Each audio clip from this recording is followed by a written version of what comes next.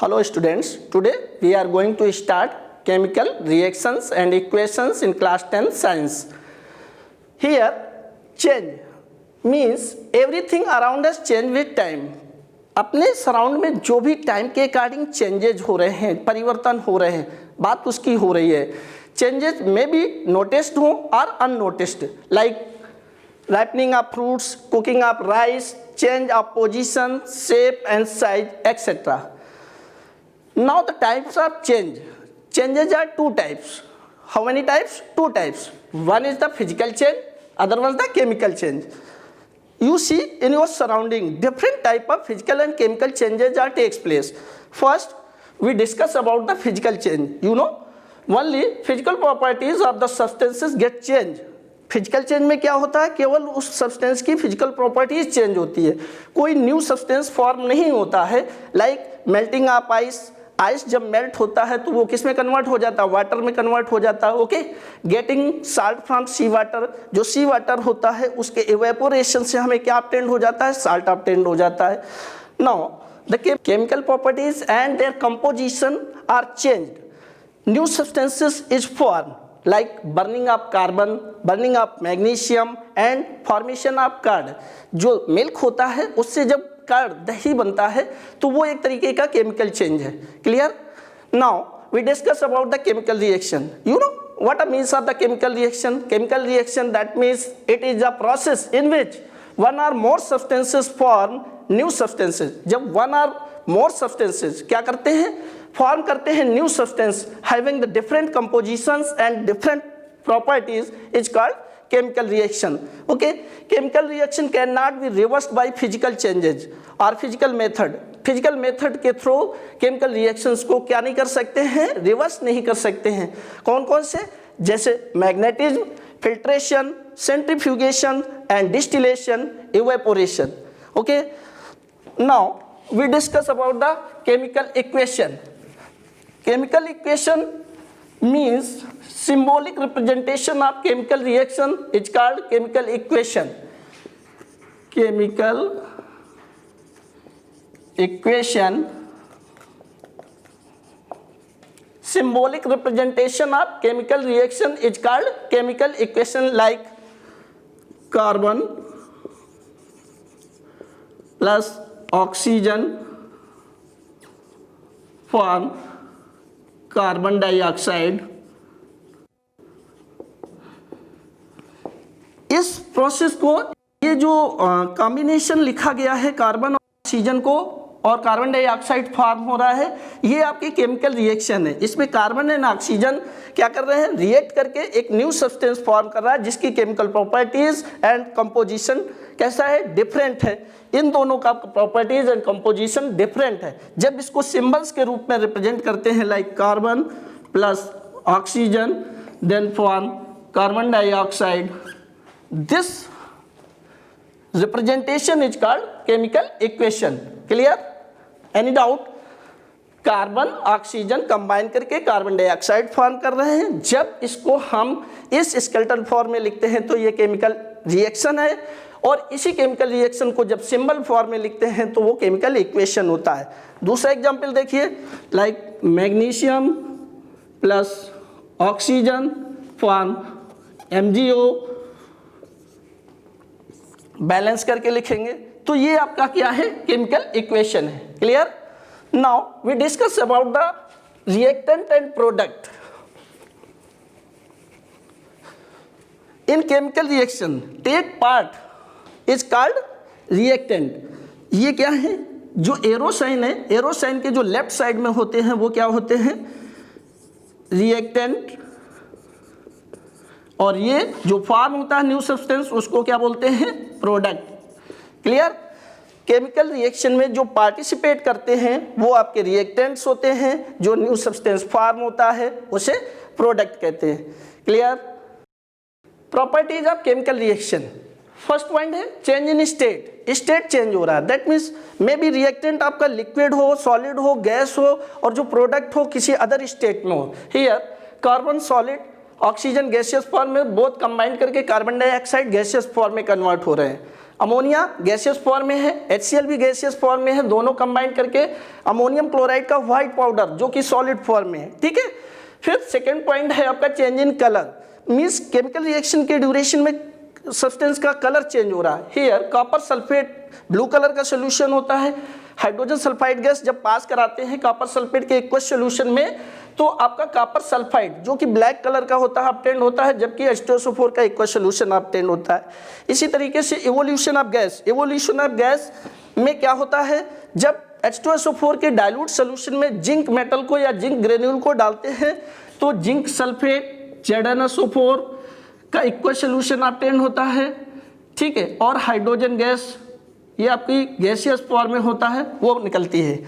Next है change in temperature change होता है केमिकल रिएक्शन के ड्यूरेशन में, एक्सोथर्मिक और एंडोथर्मिक रिएक्शंस होती हैं। Now the chemical reaction happen in our daily life, अपने डेली लाइफ में केमिकल रिएक्शन कौन सी होती हैं आप जानते होंगे सभी, डाइजेशन ऑफ फूड का जो डाइजेशन होता है, हम लोग ब्रीदिंग करते हैं वो तो एक फिजिकल प्रोसेस है, लेकिन जो रेस्पिरेशन होता है वो रेस्पिरेशन एक तरीके का केमिकल चेंज है। Rusting of iron slow process होता है, फॉर्मेशन ऑफ कर्ड, डेली आप अपने घरों में देखते होंगे कर्ड दही बनाया जाता है, ठीक है। फिर बात करेंगे बैलेंसिंग ऑफ केमिकल इक्वेशन को बैलेंस करना, कैसे बैलेंस करते हैं देखते हैं। इधर मेथेन गैस को जब बंद कराया जाता है कार्बन डाइऑक्साइड और वाटर ऑब्टेन्ड होता है। बैलेंस करते समय हमें ये देखना है कि reactant and product both side में नंबर ऑफ एटम्स कैसे होने चाहिए, सेम होने चाहिए। जितने रिएक्टेंट साइड में है उतने ही किस साइड में होने चाहिए, प्रोडक्ट साइड में। जैसे इस केमिकल इक्वेशन में मेथेन है, ऑक्सीजन है, कार्बन डाइऑक्साइड है एंड वाटर बन रहा है, तो यहाँ पर हम लिखेंगे element, reactant and product. Okay, कौन कौन से एलिमेंट है इस फर्स्ट इक्वेशन में, कार्बन है, हाइड्रोजन है, ऑक्सीजन है। रिएक्टेंट साइड में कार्बन के कितने एटम हैं, 1, हाइड्रोजन के कितने एटम हैं, 4 और ऑक्सीजन के कितने एटम हैं, 2। क्लियर। अब प्रोडक्ट साइड में कार्बन के कितने एटम हैं, 1, हाइड्रोजन के कितने एटम हैं, 2 और ऑक्सीजन के कितने एटम हैं, 2 ये है 1 ये, कितने 3, ठीक है। अब हमें करना क्या है, बोथ साइड में रिएक्टेंट साइड और प्रोडक्ट साइड, ये आपका कौन सा साइड है, रिएक्टेंट साइड है और ये आपका प्रोडक्ट साइड है। दोनों तरफ जो एटम है कार्बन हाइड्रोजन ऑक्सीजन वो दोनों तरफ कैसे होने चाहिए, सेम होने चाहिए। तो एलिमेंट कार्बन रिएक्टेंट साइड में 1 है, प्रोडक्ट साइड में भी 1 है, तो कार्बन तो इक्वल है। हाइड्रोजन कितने हैं रिएक्टेंट साइड में, 4, प्रोडक्ट साइड में कितने हैं आपके, 2। तो देखिए यहाँ पर हाइड्रोजन के कितने हैं, 4, इधर कितने हैं, 2। तो इस इक्वेशन में हमें क्या करना होगा, यहाँ पर 2 का मल्टीप्लीकेशन करना होगा, ठीक है। यहाँ पर 2 का मल्टीप्लाई कर लिया तो कितने हो गए, ये आपके इक्वल 4 हो गए, ठीक है। अब देखिए ऑक्सीजन के यहाँ 2 ये है, 2 ये 4, यहाँ पर कितने हैं 2, तो 2 का मल्टीप्लाई इधर करना होगा, तो ऑक्सीजन के भी कितने हो जाएंगे, बोथ साइड इक्वल हो जाएंगे। क्लियर, देखो फिर से देख लो, यहाँ पर ऑक्सीजन के कितने थे, पहले 1 था, 2 का मल्टीप्लाई किया तो 2 ये हो गए और 2 ये 4, प्रोडक्ट साइड में 4 ऑक्सीजन, रिएक्टेंट साइड में पहले कितने थे, 2 का मल्टीप्लाई किया तो कितने हो गए, 4। इस तरीके से ये केमिकल इक्वेशन बैलेंस होगा। दूसरा एग्जांपल देखते हैं, Fe plus H2 Fe3O4 plus H2। अभी हम बात करेंगे रिएक्टेंट साइड में आपका कितना है, Fe का 1 है और प्रोडक्ट साइड में Fe के कितने हैं, 3 हैं। रिएक्टेंट साइड में हाइड्रोजन के कितने हैं, 2 हैं और यहाँ पर कितने हैं, 2। ऑक्सीजन के कितना है, 1 है और इसके कितने हैं, 4। तो बैलेंस करने के लिए फिर से हम इस इक्वेशन को लिखते हैं, Fe3O4 प्लस H2। देखिए यहाँ पर 3 है प्रोडक्ट में Fe के, तो इसमें 3 का मल्टीप्लाई कर देंगे, ठीक है। ऑक्सीजन के यहाँ पर कितने हैं, 4 4 के लिए हमें इसमें कितने का मल्टीप्लाई करना होगा, वाटर में 4, तो हाइड्रोजन के कितने हो गए 8 और ऑक्सीजन के कितने हो गए 4, यहाँ पर भी कितने हैं 4। हाइड्रोजन रिएक्टेंट साइड में 8 और प्रोडक्ट साइड में कितने हैं 2, तो यहाँ पर फिर कितने का मल्टीप्लाई करना होगा 4। इस तरीके से केमिकल इक्वेशन क्या होगा, बैलेंस होगा। देख लीजिए, कोई डाउट हो पूछ लीजिए एक बार, फिर से मैं एक्सप्लेन कर दूं। देखिए यहाँ पर Fe के कितने हैं 1, हाइड्रोजन के कितने हैं 2, ऑक्सीजन का 1, Fe के प्रोडक्ट साइड में 3 है, ऑक्सीजन का कितना है 4 है, हाइड्रोजन का कितना है 2। दोबारा रिएक्शन लिखेंगे तो प्रोडक्ट साइड में 3 है और रिएक्टेंट साइड में 1, तो 3 का मल्टीप्लाई कर लेंगे। फिर हाइड्रोजन की बात करेंगे तो यहाँ पर रिएक्टेंट साइड में 2 है, प्रोडक्ट साइड में भी 2 है, लेकिन ऑक्सीजन की बात करते हैं प्रोडक्ट साइड में 4 है और रिएक्टेंट साइड में कितना है 1। इसलिए ऑक्सीजन को बैलेंस करने के लिए रिएक्टेंट साइड में H2O में 4 का मल्टीप्लाई करेंगे तो ऑक्सीजन बैलेंस हो जाएगा। लेकिन हाइड्रोजन के रिएक्टेंट साइड में कितने हो गए 8 और प्रोडक्ट साइड में केवल 2 थे, तो 4 का मल्टीप्लाई कर लेंगे तो कितने हो जाएंगे 8 हो जाएंगे। क्लियर। आगे बात करते हैं हम कि why balance chemical equation, chemical equation को बैलेंस करना क्यों जरूरी होता है। You know law of conservation of mass, conservation of mass का मीन्स क्या होता है, matter neither be created nor be destroyed in chemical reaction. Chemical reaction में मैटर को ना तो हम बना सकते हैं ना ही डिस्ट्रॉय कर सकते हैं। ये फर्स्ट पॉइंट है कि केमिकल इक्वेशन को बैलेंस क्यों करते हैं। सेकेंड पॉइंट में number of reactant and product atoms are remain same in both side, reactant side और प्रोडक्ट साइड दोनों साइड में नंबर ऑफ एटम्स कैसे रहेंगे, सेम रहेंगे। ठीक है। Now the types of chemical reaction, first combination reaction. Combination reaction, that means when two or more than two substances or reactants combine together and form one new substance is called combination reaction. Combination reaction में क्या होता है, जब दो या दो से ज़्यादा reactant molecules या compound combine करके एक new product form करते हैं, combination reaction है like carbon plus oxygen, carbon dioxide, magnesium plus oxygen, magnesium oxide, balance कर लेंगे बोथ साइड। ठीक है, ये एक तरीके की कॉम्बिनेशन रिएक्शन है। नेक्स्ट एक और एग्जांपल देखते हैं, CaO क्विक लाइम बोलते हैं इसको। इसको जब वाटर के साथ रिएक्ट कराते हैं तो कैल्शियम हाइड्रोक्साइड का एक्वस सोल्यूशन ऑब्टेन्ड होता है। इस एक्वस सोल्यूशन का यूज हम लोग कहाँ करते हैं, वाइट वॉशिंग में करते हैं। किस में करते हैं, वाइट वॉशिंग में। क्वेश्चन एक पूछा जाता है जनरली कि जब हम कैल्शियम हाइड्रोक्साइड के एक्वस सॉल्यूशन का वाइट वॉशिंग करते हैं तो जो वाल होती हैं वो डल होती हैं, शाइनिंग नहीं होती, but after 1 or 2 days when it react with carbon dioxide then form calcium carbonate and it becomes shiny। कैसा हो जाता है, वो शाइनी हो जाता है। देखिए कैसे, CaOH का whole twice plus CO2 then form calcium carbonate CaCO3 plus H2O। Balance कर लीजिए, कैल्शियम का 1 एटम 1, ऑक्सीजन के 2 और 2 4, ओके, हाइड्रोजन के भी 2 हैं, कार्बन के कितना है 1, यहाँ पर 1 है, 2 2 4 है, बैलेंस कीजिए 3 1 4। ठीक है, केमिकल इक्वेशन बैलेंस है। ये आपका कैल्शियम कार्बोनेट जिसे आप लाइमस्टोन बोलते हैं, इसके बनने के कारण जो वाल होती हैं, दीवारें होती हैं, वो कैसी हो जाती हैं, शाइनी हो जाती हैं। ठीक है। Now decomposition reaction, decomposition reaction that means reaction in which compound broken और split down into 2 or more substances. जब कोई एक कंपाउंड 2 or more सब्सटेंसेस में क्या हो जाता है, ब्रेक हो जाता है, तो उन्हें क्या बोलते हैं, decomposition reaction. Decomposition reactions are 3 type. First one thermal decomposition and second one electrolytic decomposition, third photolytic decomposition। हम बात करेंगे thermal decomposition। thermal decomposition it's decomposition carried out by heating। किसके कारण, जब हम किसी सब्सटेंस को क्या करते हैं, हीट करते हैं। जैसे कैल्शियम कार्बोनेट है, ये आपका लाइमस्टोन है, जब इसको हीट करते हैं, ट्रायंगल का मीन्स है कि इसको हीट कर रहे हैं, हीट करने पर ये क्या बनता है, क्विक लाइम और कार्बन डाइऑक्साइड। अभी हमने पीछे कॉम्बिनेशन रिएक्शन में क्विक लाइम को जब वाटर के साथ रिएक्ट कराया था तो कैल्शियम हाइड्रोक्साइड बना था, जिसका यूज हम किस में करते हैं, व्हाइट वॉशिंग में करते हैं। फिर जब व्हाइट वॉशिंग करते हैं तो वो एटमॉस्फेरिक कार्बन डाइऑक्साइड से रिएक्ट करके क्या बनाता था, लाइमस्टोन बना रहा था फिर से, जिसके कारण जो वॉल थी वो कैसी हो रही थी, शाइनी हो रही थी।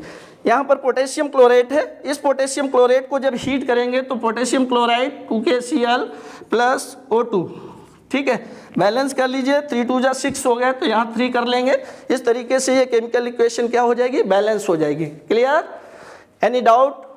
इसी में हम लोग बात करते हैं थर्माइट रिएक्शन की। थर्माइट रिएक्शन क्या होता है, the reaction between aluminium and iron oxide can generate temperature approaching 3000 degree Celsius.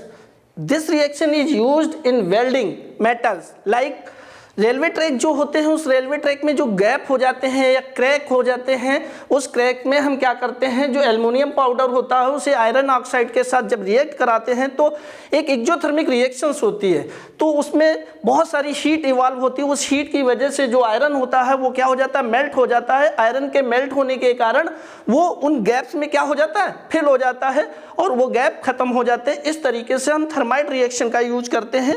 Now we talk about the electrolytic decomposition. Electrolytic decomposition का मीन्स क्या होता है, जब हम डिकम्पोजिशन की जो प्रोसेस होती है उसे किसके थ्रू करते हैं, इलेक्ट्रिसिटी के थ्रू करते हैं। अभी हमने पढ़ा था थर्मल डिकम्पोजिशन। थर्मल डिकम्पोजिशन में जब हम डिकम्पोजिशन हीट करके करते थे तो वो थर्मल डिकम्पोजिशन था।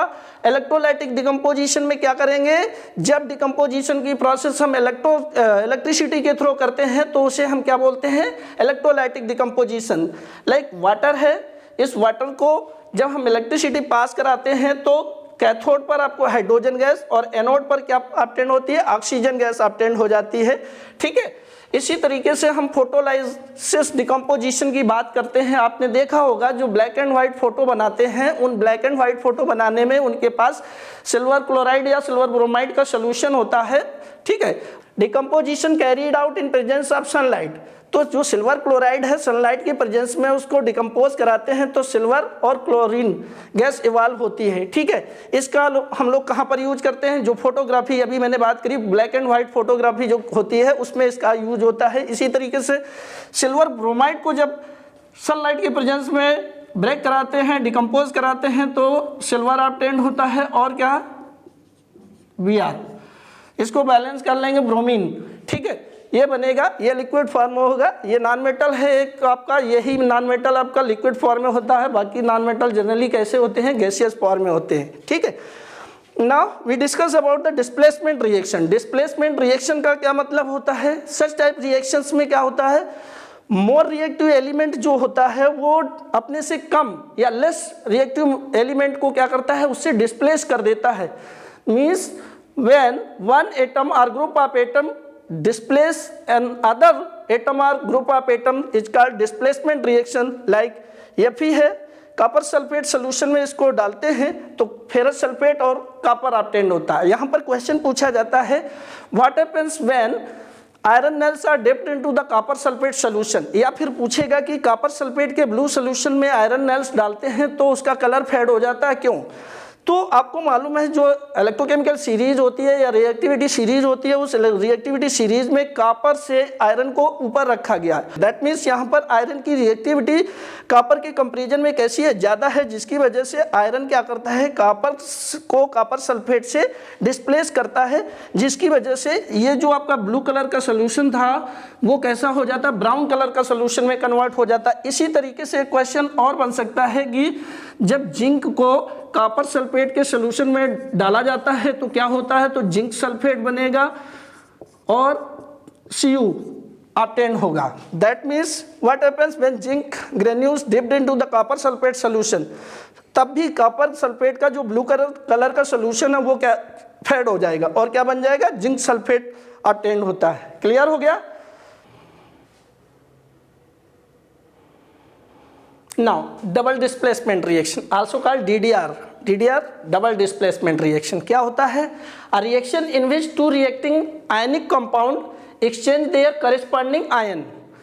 मतलब ऐसी रिएक्शन जिसमें टू रिएक्टिंग आयनिक कंपाउंड क्या करते हैं, एक्सचेंज करते हैं करस्पॉन्डिंग आयंस को, या इसको हम ऐसे भी एक्सप्लेन कर सकते हैं कि reaction in which compounds are form by the mutual exchange of ions. जब आयंस का म्यूचुअल एक्सचेंजमेंट होता है बिटवीन टू कंपाउंड, तो जो आयंस का डिस्प्लेसमेंट होता है उस तरीके की रिएक्शंस को हम डबल डिस्प्लेसमेंट रिएक्शन कहते हैं। जैसे सोडियम सल्फेट के एक्वस सल्फेट सोल्यूशन को जब बेरियम क्लोराइड के एक्वस सोल्यूशन के साथ कंबाइन कराते हैं, रिएक्ट कराते हैं, तो बेरियम सल्फेट का प्रेसिपिटेट बनता है। प्रेसिपिटेट एक्चुअली में क्या होता है, इनसॉल्युबल सॉलिड होता है। Precipitate is a insoluble solid that emerge from a liquid solution.